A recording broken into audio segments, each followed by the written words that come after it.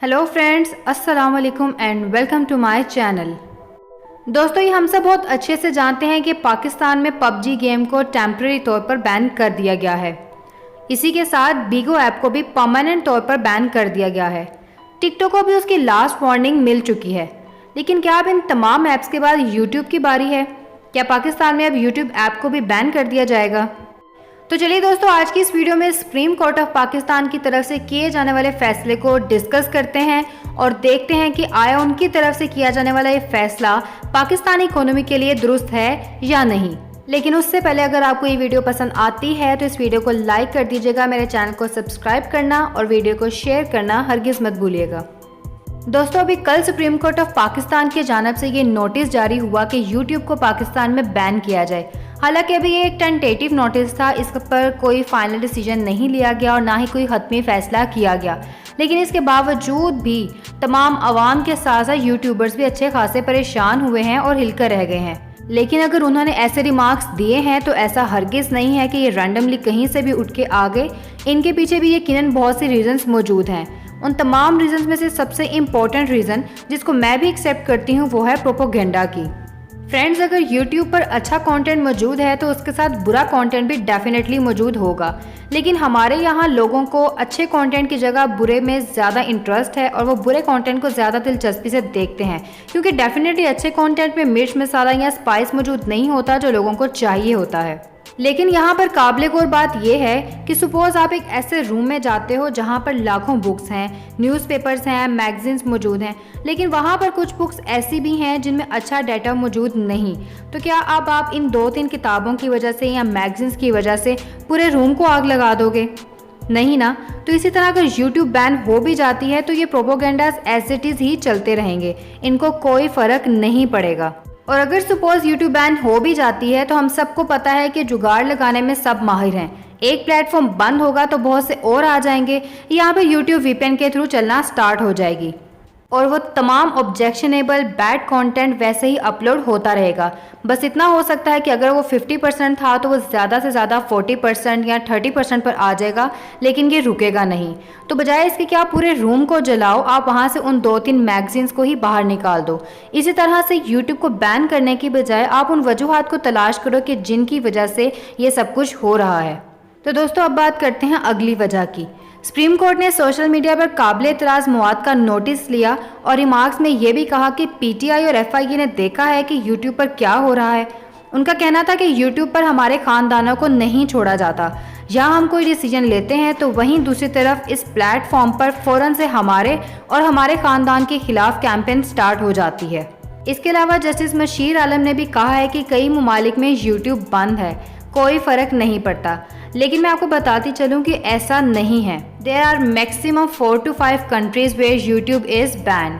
तो अगर दुनिया में 200 ममालिक हैं तो ऐसी जगह पर आप कई का वर्ड यूज़ नहीं कर सकते कि कई ममालिक में यूट्यूब बंद है। एज ऑफ सितंबर 2012 यहाँ पर सिर्फ 4 से 5 मुल्क जैसे कि तुर्कमानिस्तान, सारिया, चाइना, ईरान और मे भी कोई 1-2 और होंगे जहाँ पर यूट्यूब बंद है। इसके अलावा दुनिया में ऐसा कोई मुल्क नहीं जहाँ पर यूट्यूब को बैन किया गया हो। सो बैन करना इज़ नॉट अ सोल्यूशन। और अगर सपोज ये बैन कर भी देते हैं तो कोई ना कोई सोल्यूशन निकल आएगा, क्योंकि अगर एक प्लेटफॉर्म बंद होता है तो अगला स्टार्ट हो जाता है, या अगर एक ऐप बंद होती है तो कोई ना कोई न्यू ऐप सामने ज़रूर आ जाती है। तो चलिए यहाँ एक एग्जांपल लेते हैं कि अगर किसी अदालत के अंदर जज ने गलत डिसीजन दे दिया तो क्या अब हम पूरी की पूरी अदालतें बंद कर देंगे? ऐसा नहीं होता। जब आप ये सब कुछ कर रहे हों और फिर आप कहें कि जी हमारे नौजवान बाहर जाकर काम करना पसंद करते हैं और अपने कंट्री को तो प्रमोट ही नहीं करते, मतलब आप उनसे उनकी सारी फैसिलिटीज़ ले लो, उनको जीने ना दो और फिर भी आप यही चाहो कि वो यहाँ आपको सर्व करते रहें, ऐसा नहीं होता। दोस्तों, जब पहले भी YouTube को बैन किया गया था तो उसकी वजह से बड़ी बड़ी IT कंपनीज़ ने पाकिस्तान में आने से ही इनकार कर दिया था और आज भी स्टिल लोग सही से अर्निंग नहीं कर सकते, क्योंकि पाकिस्तान में पेपॉल भी नहीं है, ना वो पेमेंट ले सकते हैं और ना ही वो पेमेंट किसी को भेज सकते हैं। तो अब आप देखें कि कितने यूट्यूबर्स हैं जो सालों से यहाँ काम कर रहे हैं, मेहनत कर रहे हैं और जिनका पूरा निज़ाम ही यूट्यूब से चलता है। तो कुछ ऑब्जेक्शनेबल थिंग्स की वजह से अब आप उनकी रोज़ी रोटी भी छीन लो। उन्होंने अपनी ज़िंदगी का कितना कीमती टाइम यूट्यूब को दिया ताकि वो कोई मुकाम हासिल कर सकें और आप सिर्फ यूट्यूब को बैन कर दो।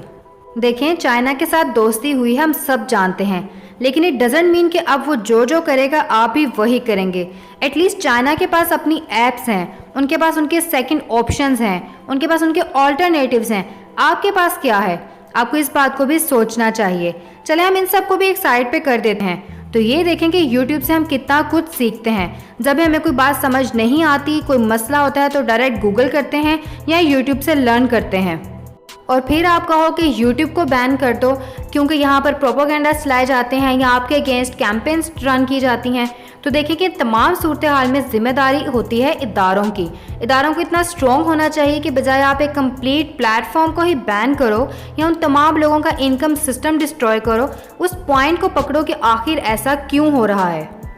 क्योंकि जब आप टेक्नोलॉजी से दूर होंगे तो आप खुद ब खुद जहालत की तरफ चलते जाएंगे। और फिर जब YouTube पाकिस्तान में बैन हो गई तो इसका मतलब गूगल भी डेफिनेटली बैन हो जाएगा, और इसी तरह पाकिस्तान पूरी दुनिया में पीछे से पीछे जाता जाएगा। कोई बाहर की कंपनी यहाँ नहीं आएगी और कोई यहाँ इन्वेस्टमेंट करने को तैयार नहीं होगा। पाकिस्तान हर चीज़ में पीछे आ रहा है। IT को कोई नहीं देखता, तो आपको चाहिए कि इन पर भी कुछ फोकस करें। ये सब काम हुकूमत वक्त का होता है कि कैसे आप अपने मुल्क को आगे और अपर लेवल की तरफ लेकर जाते हैं। तो अगर YouTube भी बंद हो गई तो लोग FB पर आएंगे, और वो बैन हो गई तो लोग स्नैपचैट पर आएंगे। वहाँ से अगर आप उन्हें हटाएंगे तो वो ट्विटर पर आएंगे, क्योंकि ये सब कुछ रुकने वाला नहीं है, ये सब चलता रहेगा।